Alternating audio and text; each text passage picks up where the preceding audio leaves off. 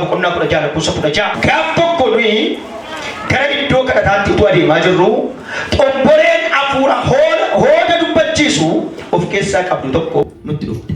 Isheen hooda dubbachuu isheetiin horii baay'ee gooftota isheetiif in galchitu turte. Isheen namoonni kun hojjetoota Waaqayyo abbaati. Karaa fayyinaa isinitti in himu jettee iyyaa Phaawulosii fi nu duukaa na deemte turte. Kanas guyyaa baay'ee goote. Phaawulos garuu aaree itti garagalee hafuurichaan maqaa Yesuus Kiristoosiin akka ishee keessaa baatuuf sin abbooma jedhe. Hafuurichi achumaan ishee keessaa gooftonni xomboree kanaa garuu abdiin horii argannaa isaanii akka cite yommuu baratan Phaawulosiif Siilaasin qabanii daddarbachaa gara lafa gabaatti fuula warra biyya seerrataniitti geessan.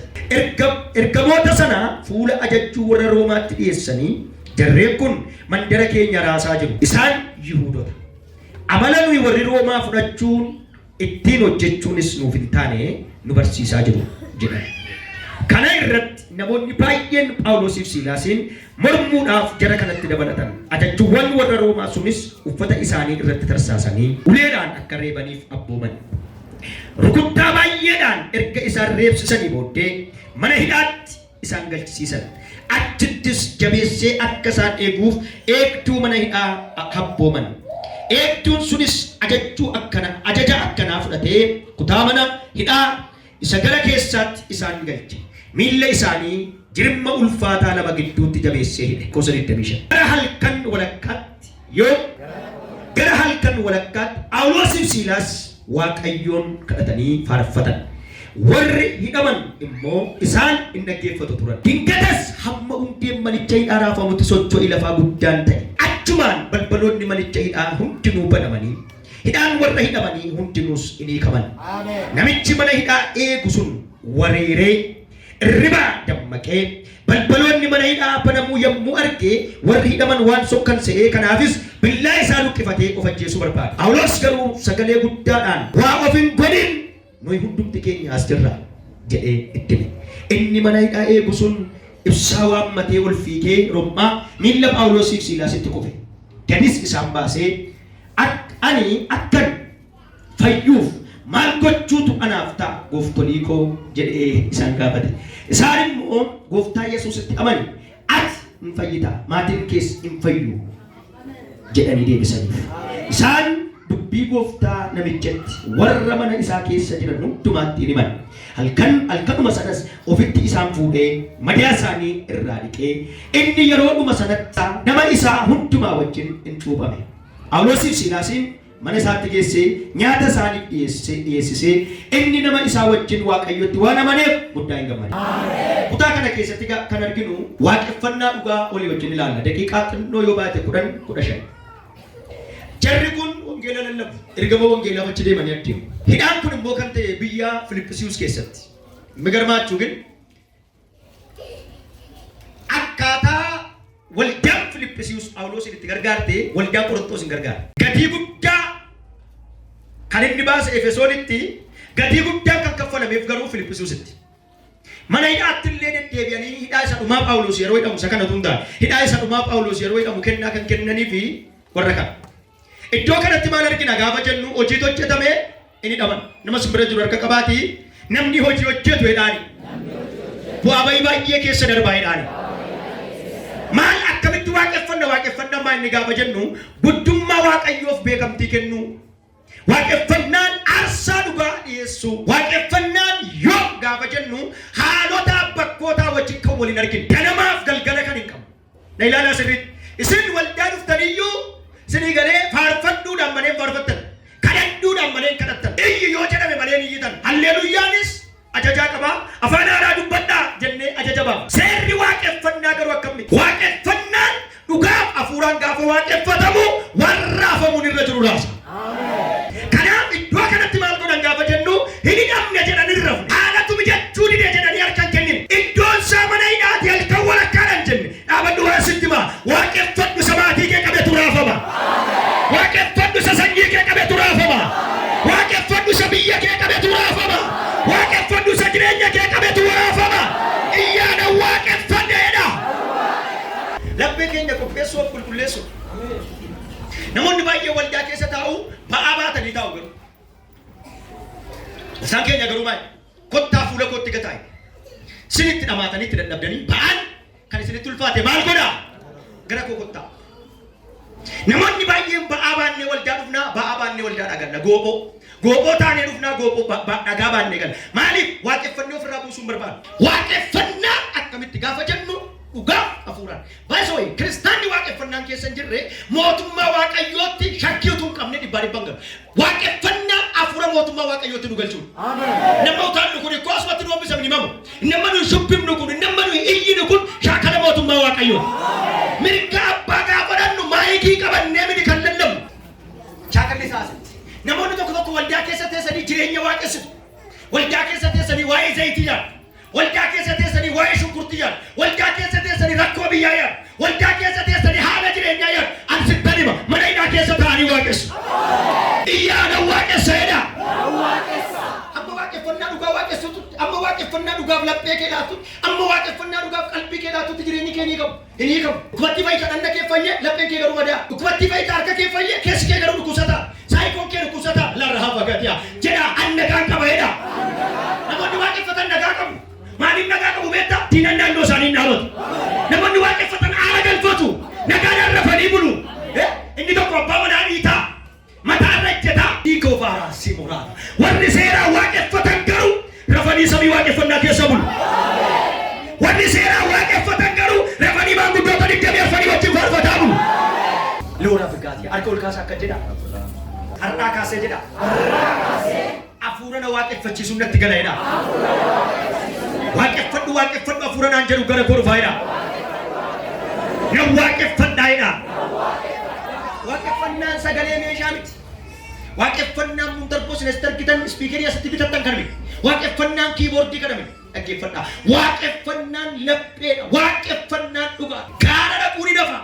Gara Shiilootti ol ba'uun, gara Beershabaatti ol ba'uu ni nafa. Maal walitti qabna? Atoo Yihuudiidhaa maal dhuftee gara keenya jennaan akkas miti jedhee. Hundumti isaa hafee yeroo dhugaaf hafuura waaqayyoo waaqeffatan yeroo inni dhufa jedhee. Waaqeffannaa seeraa dhaabattu waldaa keessa. Waaqayyo bara isaanii eebbisu abbootiin amantii darban biyya keenya keessatti gatii kaffalaniiru, reebamaniiru, hidhamaniiru. Mee waa'ee isaanii ishee tokko waaqayyoon galateeffadhaa. Jedhaa. Haa eebbifaman waaqayyo bara isaanii eebbisu. Sanyiin isaanii eebbifamu. Garuu waan isinitti himu. Aadaadhaaf waldaa dhufuun, fakkeessuudhaaf waldaa dhufuun, dhokachuudhaaf waldaa dhufuun dhaggeeffadhaa. Ollaa baqachuudhaaf waldaa dhufuun hiikan qabu. Sharaan gubaa jiru kana miti istaadiyeemii ribootiin banamu yoo dandeenyu hiikan qabu. Garuu hafuuraan yoo samiitti galuu dandeessi. Hafuura waaqeffatu yoo qabaate, jireenya waaqeffatu yoo qabaate, sammuu waaqeffatu yoo qabaate, rakkina ulfaataa keessatti amma siyaa galatu waaqayyoon jetta. Haalota hamaa keessatti galatan dhiyeessita. Dhaggeeffadhu sirrii. Balballi gaafa cufamu, balbala cufame ettee gungumtee dhaggeeffadhu. Asitti ofumaa mataa nu cabsita moo galata kee hin jetta. Mee harka keessan bal'isaa waan hundumaaf siyaa galatu jedha. የሚገርማችሁ ሳታመልኩ ስርዓታችሁ አይፈታም። ሳታመልኩ በራችሁ አይከፈትም። ሳታመልኩ ህይወታችሁ አይባረክ። በቃ በተለመደ ኑሮ ትቀጥላለህ። የተለመደው ሻከር ወልዳሉ ፉን ሻከር ጅሬኛ ጅራችሁ ሻከር ነምን ለጴሳ ከነ ሰሙ ሳከነ ጅሬኛ ሳከነ ዋቀፈችሁን በርባል የሮ ዋቀፈኑ ዳበቴ እንሞት ይሰኑ ዋቀፈኑ ዳበቴ ሳልፈታ ዳበቴ ኑ ቃል ይፈታ ዳበቴ ለራሲያው ሲገለ ማጀ ቱዳዊት ዋቀሳ ጅሮት ምትነ ከራቃዋ ማልጎቴላ እኔላ ቁላ ሳይላልቴ የሚገርማችሁ ኡቱዳን ጎዳት ነፍቴ ማሴኑማ አቲፍ የደ አቲፍ ባንኬ ዋንቲ ቦታ ቀብዱ ሰኝ ቀብዱ አንድ ሰነ ሆላቲ ነፍዴ ይሰንቀው ማሴኑማ ሀማ ዋቀፈና ወላሉ ማሴኑማ ሀማ ዋቀዮ ገጀቹ ደደቡ ማሴኑማ ሀማ ዋቀፈና ደደቡ በቃ የሮ ዋቀፈቱ እንላለ ፖለቲ ገረሲ አዋቀፈቱ ዘለ ፈዱፍቴ ቤቲ አቲም ፈይነ ለፈዱፍቴ ዋን ቤቱ ሰሙን ከሩ ኩሰታ ዋንቴ በከለ ከሰ ዋንቴ ዋንቴ ጎቹ ነደስ harke sanol kasa iyyati na waaqeffadha jedha. An iji koo banamee harki fayyisuu waaqayyoo kan natti mul'atu yeroo waaqeffannaati basu. Itti mana basu bira jiru ija isaa keessa ilaala. Kana booddee googtee na bira dhaabatta taanaan jedhaani. Waaqeffatu taanaan jedhaani. Har'aa kaasee si biran taa'u jedhaani. Sababni isaa jedha waaqeffadheen fayyaa jedhaani. Waaqeffadheen shubbisaa jedhaani. Waaqeffadheen Yesuusiif ulfina kenna jedhaani. Mana isaa keessa naabadhaa jedha. Maseenummaa keessaa ba'a. isaa ilaalte mootii miti adeette akkamitti qullaan kee argama mootii miti jennaan dhiisi mootummaan koo kan isaati qullaa koo miti lubbuu koo iyyuu nan kennaaf amma deeqaa shan waaqessina nama amaneef waa turaa qofa. Nure arifattee garatu badisa fakture basume karanko otuti nure arifattee garatu badisa fakture basume karanko Amaragode alarike Namanagode malarike Namanagode alarike Namanagode malarike Ulfa usin jagam jire niko Garage bokoti Kabajamin sinjana Garage Argaya sangaru hunati Salpamiti Gargasike Naketi Bafte Nabidate Yamukara Hunda Abdin Nume Humna Garga Humna Garga Sake Nabidate Jurenya Mati burka jurenya Mati burka jurenya Mati burka Mati burka jurenya Mati burka Wal ko futa sagale kesa sanagdiya salvabiti gargasike nimeketi mate nabitete salvabiti salvabiti gargasike nimeketi mate nabitete yamulkara hunde abidume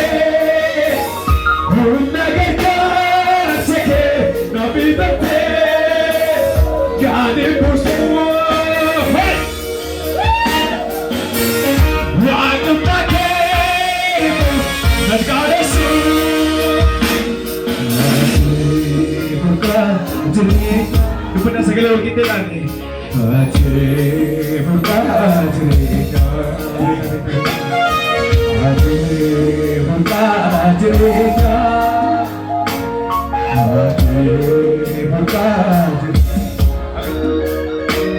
Yesus ini adalah Tuhan kita, kasih Tuhan. Yesus ini adalah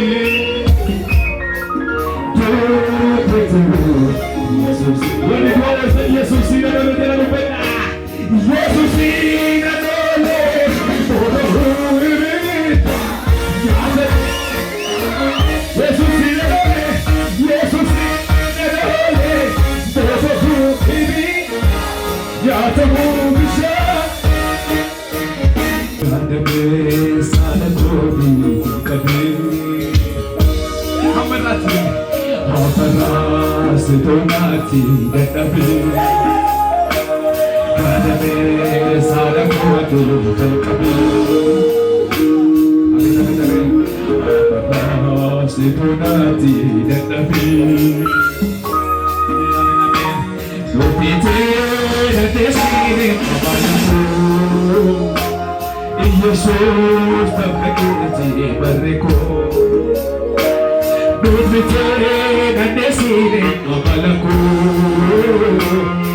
Yesu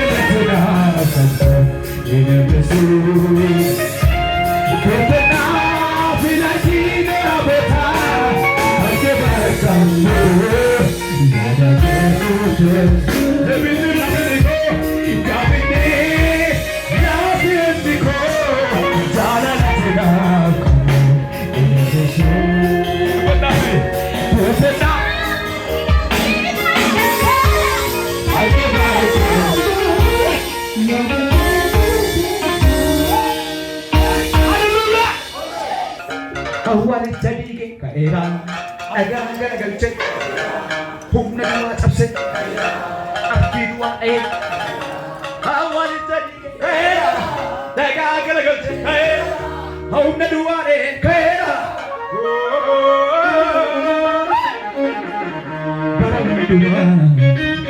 para hunduma koma semua para hunduma